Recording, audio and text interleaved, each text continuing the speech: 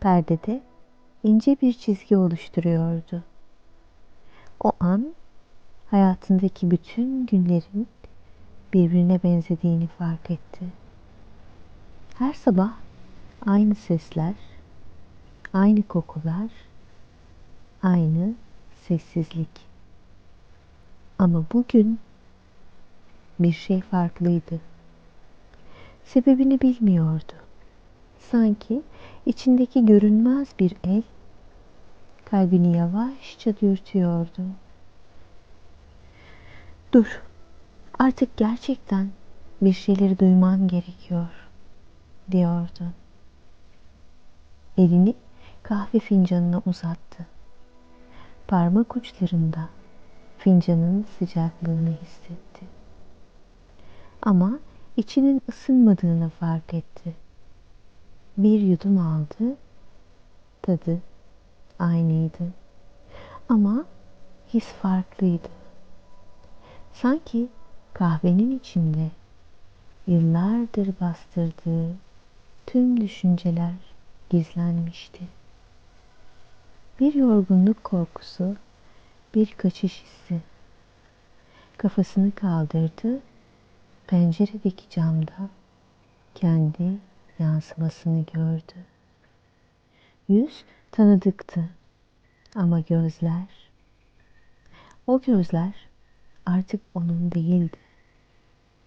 İçinde derin bir sessizlik vardı. Ne acı dolu, ne huzurlu. Sadece boş. Bir süre aynaya baktı. Sonra içinden geçen cümle o kadar netti ki fısıltı gibi duyuldu. Ben bu hayatta hep başkaları için yaşamışım. Ceketini aldı, dışarı çıktı. Kapı kapanırken evin içinden yayılan o tanıdık sessizlik artık sığınak değil, yük gibi geldi. Sokağa çıktığında hava soğuktu. Ama içinde hafif bir rahatlama vardı. Adımlarını duymaya başladı. O kadar zamandır yürüyordu ama ilk kez kendi sesini bu kadar net işitiyordu. Kaldırım taşlarının arasında bir yaprak hışırdadı. Rüzgar saçlarını savurdu ve o anda fark etti. Doğa bile bazen konuşmaz ama her şeyi anlatır. Bir çocuk kahkahası geldi uzaktan. Bir anne seslendi ardından.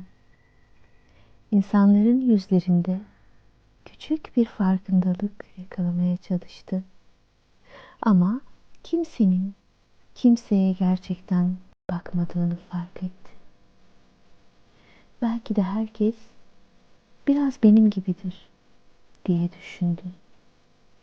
Görünürde yaşıyor ama içinde kimse yok. Bir bank buldu. Oturdu. Kafasını geriye yasladı. Gözlerini kapadı. O an hiçbir şey düşünmemeye karar verdi. Hiçbir şey planlamadan, hiçbir şey beklemeden. Sadece var olarak. Zaman ağırlaştı. Rüzgar yavaşladı. Kuş sesleri uzaklaştı. Dünya susmuş gibiydi. Ama o sessizliğin içinde yıllardır duymadığı bir ses yankılandı. Ben buradayım, diyordu ses. Kalbinin kendi sesiydi bu. Ne kadar da tanıdık, ne kadar da unutulmuş bir sesti. Bir gözyaşı süzüldü yüzünden aşağı. Soğuktu ama içini ısıttı. Çünkü o damla yeniden doğmanın ilk belirtisiydi. Gözlerini açtığında gökyüzü griden maviye dönüyordu. Işığın altında parlayan küçük toz zerrecikleri sanki zamanı durdurmuş gibiydi. Bir anlığına düşündü. Belki de hayat sadece bu.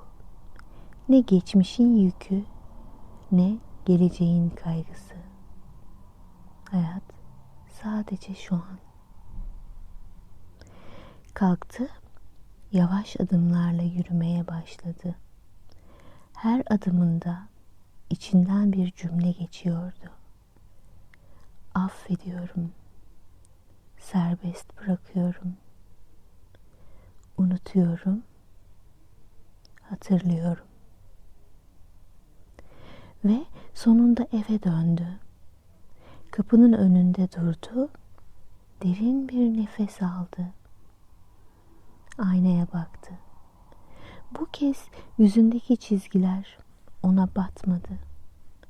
O gözler yeniden kendi gözleriydi. Elini kalbine koydu ve fısıldadı. Bazı düşünceler hayatı değiştirir. Bazense bir sessizlik bütün bir ömrü yeniden başlatır.